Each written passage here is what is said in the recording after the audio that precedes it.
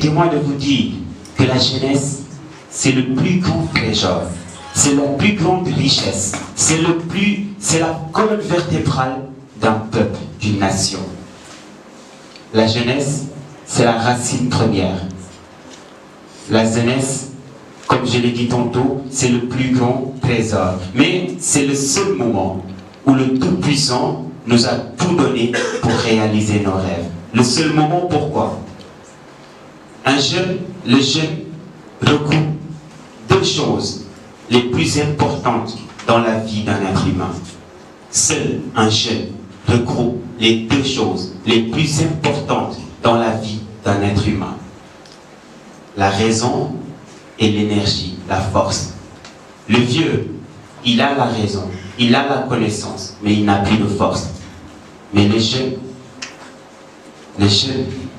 parce qu'on sait tous que l'enfant, il a de l'énergie, mais il n'est pas encore assez mature en tout cas. Mais il faut savoir que la jeunesse, c'est après l'enfant et avant l'adulte. Et donc, le jeune qui regroupe les deux choses les plus importantes dans la vie. Quel modèle doit-il apporter? Que doit-il faire pour sa nation? Hélas, nous sommes au XXIe siècle, et comme le disait Maressal Jongo, le XXIe siècle qui est un siècle sans pareil, où rien ne peut se faire sans appareil. On voit des fumées sans feu, des téléphones sans fil, des voitures sans clé. Du coup, dans la société, on a des hommes sans parole, des femmes sans pudeur. Les deux donnent une relation sans lendemain et sans sentiment. Ce qui, par la suite, donnera une grossesse sans propriétaire, un enfant sans père qui deviendra un agresseur sans pitié.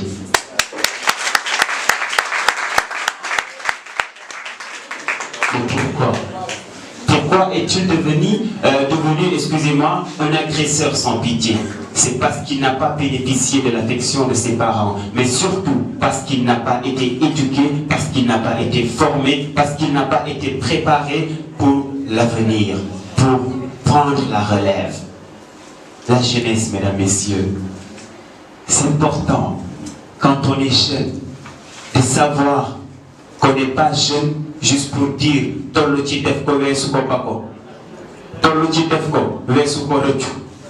mais qu'on se dise la vérité. Qu'on se dise la vérité.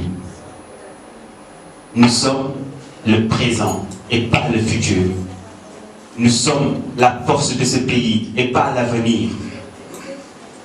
Et pourquoi je le dis? Nelson Mandela nous a dit que l'arme la plus puissante pour changer le monde, c'est l'éducation. L'éducation est la formation de la nouvelle génération pour la construction de notre nation. Mais un jeune qui n'est pas éduqué, un jeune qui n'a pas de formation, mais est-ce qu'il peut assurer la relève? Est-ce qu'il peut dire « je suis l'avenir de ce pays » Mais qu'est-ce qu'il va apporter à ce pays? Ce jeune qui n'est pas formé, ce jeune qui n'a pas d'ambition, ce jeune qui n'a pas de métier, ce jeune qui ne pense à rien, qui dit juste « je suis l'avenir de ce pays ». Mais quel avenir?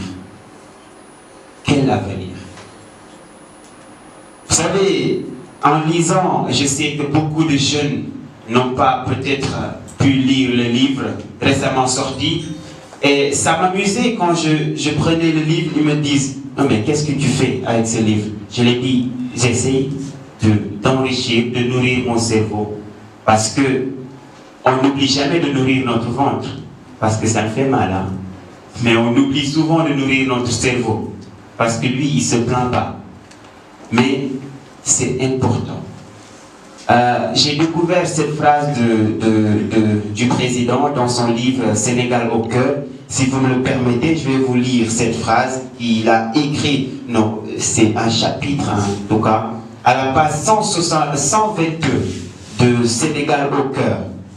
Le président Sall nous dit « J'ai toujours cru que l'émergence passerait par la mise en place d'un système d'éducation et de formation. » Et il ajoute plus loin, l'éducation est l'une des pierres fondatrices de la nation, voire la plus importante, voire la principale. Elle constitue avec la formation le bien par excellence de l'affirmation du citoyen et de l'éducation du main-d'œuvre, de la préparation, excusez-moi, du main-d'œuvre de qualité. Vous voyez que même le président, il est conscient que tout passe par l'éducation. Nous sommes là, nous avons le temps. Nous pensons que nous avons le temps, mais nous n'avons pas le temps. Nous pensons que nous possédons le temps, alors que c'est le temps qui nous possède. C'est le temps qui nous possède parce que tout simplement, un homme qui a vécu 30 ans, comme le disait Mohamed Ali, il croit qu'il a vécu 30 ans, mais en réalité, il n'a pas vécu plus de 10 ans. Comment prouver cela? Quand chaque jour, tu dors environ 6 heures de temps, 6 heures, 7 heures, 8 heures pour certains, tu dors, tu es inconscient, tu ne te souviens de rien à ton réveil. Tu prends ces 6 heures par jour, tu les multiplies par 30 ans. Et il faudra d'abord passer par 6 heures par mois, 6 heures par année, 6 heures par 30 ans. Ce qui te fera à peu près 7 ans. Tu as besoin de manger, tu as besoin de boire, tu as besoin de te divertir, d'être devant la télé, de regarder Wiri Wiri ou de regarder Pod et Marichou. Tu n'es pas en train de produire, tu es là juste en train de regarder à ne rien faire. Vous ajoutez tout ce temps de divertissement et tout ce temps dont nous avons besoin pour prendre soin de nous et vous multipliez ça pour les 30 ans. Vous avez un jeune, il va souvent à l'école. Alors quand on est à l'école, minimum on fait 6 heures dans la classe sans bouger, sans sortir. Pour une année, 9 mois, vous multipliez cela. Vous avez passé combien d'années dans une classe sans bouger, sans faire grand-chose? Vous avez besoin de voyager, aller et retour. Vous êtes dans des bus, vous êtes dans un avion peut-être. Vous multipliez tout ce temps qui vous fera combien d'années? Et vous ajoutez toutes ces années-là. C'était des années qui n'ont pas servi à grand-chose. C'est-à-dire, vous dormez, vous mangez, vous êtes en train de regarder Wiri Wiri. Il vous reste minimum 10 ans dans les 30 ans. Et ces 10 ans, qu'est-ce que vous faites de ces 10 ans-là? Qu'est-ce que vous faites de ces 10 ans-là? C'est la question à se poser. Qu'est-ce que je fais de mes 10 ans, des 10 ans où je suis productif durant les 30 ans que j'ai vécu? Est-ce que je passe le temps à travailler? Parce que quand on travaille, on ne travaille pas pour soi. On travaille pour sa famille, on travaille pour ses enfants, on travaille pour ses proches et ses amis. On ne travaille pas pour soi. Je ne sais pas si je me fais comprendre. Alors, chers amis, vous savez, les jeunes, c'est la crème. Les jeunes, c'est la force motrice de l'émergence. C'est la force motrice du changement. C'est la clé du changement. Mais quel jeune? Quel jeune? Quel est le jeune qui peut dire que je suis celui qui fera le changement et être sûr qu'il fera le changement? On lui dira que tu es fou. Mais s'il est assez conscient qu'il a tous les potentiels pour faire ceci, il le fera. Très facilement.